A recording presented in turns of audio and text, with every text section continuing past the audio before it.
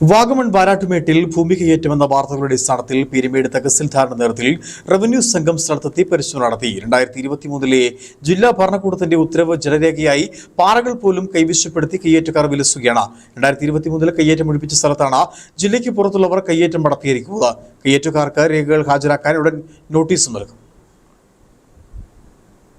വാഗമൺ വരാട്ടുമേട് ഭാഗത്ത് വ്യാപകമായി റവന്യൂ ഭൂമി കയ്യേറ്റം നടക്കുന്നുവെന്ന വാർത്തകളെ തുടർന്ന് Peermade taluk officer, surveyor, Vagamon village officer, ഭൂസംരക്ഷണ സേന എന്നിവരടങ്ങുന്ന സംഘം സ്ഥലം സന്ദർശിച്ചു. ഇവിടെ വലിയ രീതിയിൽ ഭൂമി കയ്യേറ്റം നടക്കുന്നുണ്ടെന്നും എത്ര ഏക്കർ ഭൂമി നഷ്ടപ്പെട്ടുവെന്നും കണ്ടെത്താൻ അടിയന്തരമായി സർവേ നടത്തേണ്ടതുണ്ടെന്നും ഉദ്യോഗസ്ഥർ സമ്മതിച്ചു. എന്നാൽ ഈ വിഷയത്തിൽ അധികൃതരുടെ ഭാഗത്തു നിന്നുണ്ടാകുന്ന കാലതാമസം വലിയ പ്രതിഷേധത്തിന് കാരണമാവുകയാണ്. 2023 ഒക്ടോബർ 30 ഏലപ്പാറയിലെ ഒരു പ്രാദേശിക സംഘടന നൽകിയ പരാതിയുടെ അടിസ്ഥാനത്തിൽ താലൂക്ക് ഓഫീസിൽ നിന്ന് അന്വേഷണം നടത്തി ഉത്തരവ് പുറപ്പെടുവിച്ചിരുന്നു. റവന്യൂ ഭൂമിയും പട്ടയഭൂമിയും അടിയന്തരമായി തരംതിരിച്ച് അതിർത്തി തിരിക്കണമെന്നായിരുന്നു ആ ഉത്തരവ്. എന്നാൽ വർഷങ്ങൾ കഴിഞ്ഞിട്ടും ഈ അന്വേഷണ നടപടികളും എങ്ങും എത്തിയിട്ടില്ല. മുൻപ് നടത്തിയ സർവേയിൽ റവന്യൂ ഭൂമി വേർതിരിച്ച് അയൽപ്പെടുത്തിയിരുന്ന പാറകൾ പോലും കയ്യേറ്റക്കാർ ഇതിനോടകം സ്വന്തമാക്കി കഴിഞ്ഞു. അധികൃതരുടെ അനാസ്ഥ മുതലെടുത്ത് ഭൂമാഫിയ പിടിമുറുക്കുമ്പോൾ വിലപ്പെട്ട സർക്കാർ ഭൂമി പൂർണ്ണമായി നഷ്ടപ്പെടുമെന്ന ആശങ്കയിലാണ് നാട്ടുകാർ. ഇന്നലെയാണ് റവന്യൂ സംഘം സന്ദർശിച്ചത്. കയ്യേറ്റം നടന്നിട്ടുണ്ടെന്ന് ബോധ്യമായ സംഘം കയ്യേറ്റക്കാരുടെ കൈവശമുള്ള രേഖകൾ ഹാജരാക്കാൻ